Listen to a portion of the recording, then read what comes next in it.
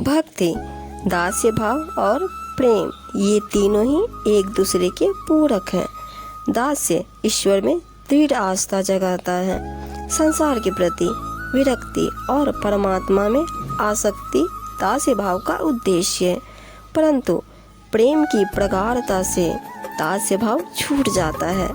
प्रभु के अधिक निकट पहुंचकर प्रभु जैसा बन जाने पर दासता नहीं रह जाती। ज्ञान और वैराग्य भक्ति के दो अभिन्न अंग है। भक्ति के द्वारा भक्त ईश्वर की शक्ति तथा विषय के अंतर का ज्ञान प्राप्त करता है। यह ज्ञान प्राप्त कर वह विषय सुखों को त्याग देता है। ज्ञान और वैराग्य से ही भक्त भवसागर से पार होता है। भक्ति का रंग बढ़ाकर कई लोग भक्त का वेश धारण कर लेते हैं, परंतु वे सभी साधना पथ पर नहीं चल पाते। कबीर साहब जी कहते हैं, जब लग नाता जाति का तब लग भक्ति न होए, नाता तोड़े गुरु भजे भक्ति कहावे सोए।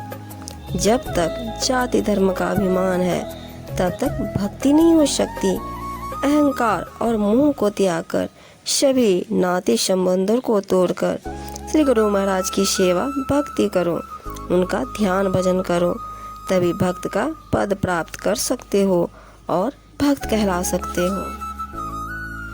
प्रेम बिना जो भक्ति है सो निज दंभ विचार, उदर भरण के कारण जन्म गवाए सार। कबीर जी कहते हैं कि प्रेम के बिना जो भक्ति है उसका कोई विचार नहीं, वह तो पाखंड है, प्रदर्शन मात्र है। ऐसी भक्ति अपना पेट भरने के कारण, स्वार्थ के कारण की गई है। उसके द्वारा इस अनमोल जन्म को नष्ट करना है। प्रेम की भक्ति का आधार है, इसके बिना सब व्यर्थ है। भक्ति भाव भादो नदी सभी चली गहराए, सरिता सोई सराय ये जेठ मास ठहराए। कबीर जी कहते हैं, भादो के महीने में सभी नदियाँ जल से उमड़कर बहने लगती है, परंतु उसी नदी की प्रशंसा की जानी चाहिए जो जेठ मास में भी ऐसे ही जल से भरी रहती हो। इसी प्रकार भक्ति भी भावुकता में देखा देखी से उमड़ आना अलग बात है, परंतु सभी कठिनाइयों बाधाओं को पार करते हुए भक्ति साधना होती रही, वही सत्य भक्ति है। निरपक्षी की भक्ति है निर्मोही को ज्ञान, निर्द्वंदी की मुक्ति है निर्लोभी निर्वाण। कबीर जी कहते हैं, जाति वर्ण संप्रदाय आदि के पक्षपात से रहित होकर ही भक्ति की जा सकती है और सांसारिक माया मोह से मुक्त होने पर ही ज्ञान की प्राप्ति होती है। जो लोग द्वंद्वात्मक जगत से मुक्त है, अर्थात मान अपमान, सुख दुख, हर शोक तथा पाप होने से मुक्त है, उन्हीं की मुक्ति होती है। जो लोभ से रहित हो जाता है वह बंध मुक्त हो जाता है। जब लग भक्ति सकाम है तब लग निष्फल सेव, कहे कबीर वह क्यों मिले नहीं कामी निज देव। कबीर जी कहते हैं, जब तक सांसारिक भोग कामनाओं की भक्ति है तब तक उसकी कोई सेवा फलदायी नहीं होगी, इससे जीवन कल्याण नहीं होगा। कबीर जी कहते हैं कि जो अपना देव आत्मस्वरूप है वह तो निष्कामी है, उसका मिलन सांसारिक कामना भक्ति से कैसे हो सकता है।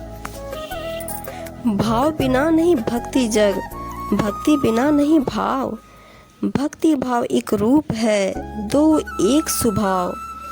कबीर जी कहते हैं, निश्चल सुदृढ़ प्रेम के बिना भक्ति नहीं होती और निष्काम भक्ति के बिना प्रेम नहीं होता, अर्थात प्रेम से भक्ति और भक्ति से प्रेम होता है। ये भिन्न भिन्न नहीं है, ये दोनों तो एक ही रूप है और इनका गुण लक्षण स्वभाव भी एक जैसा ही होता है। जाति वरण कुल खोए के भक्ति करे चितलाए, कहे कबीर सदगुरु मिले आवागमन निशाय। कबीर जी कहते हैं कि जाति वर्ण और कुल परिवार का अहंकार त्याग कर तथा अपने मन चित्त को शुद्ध एकाग्र कर भक्ति करो। जब सदगुरु का दर्शन मिलन होता है तब उनकी सेवा भक्ति एवं सदुपदेश से आवागमन के चक्र का दुख मिट जाता है। विषय त्याग वैराग है, क्षमता कहिए ज्ञान, सुखदायी सब जीव सो यही भक्ति प्रमाण।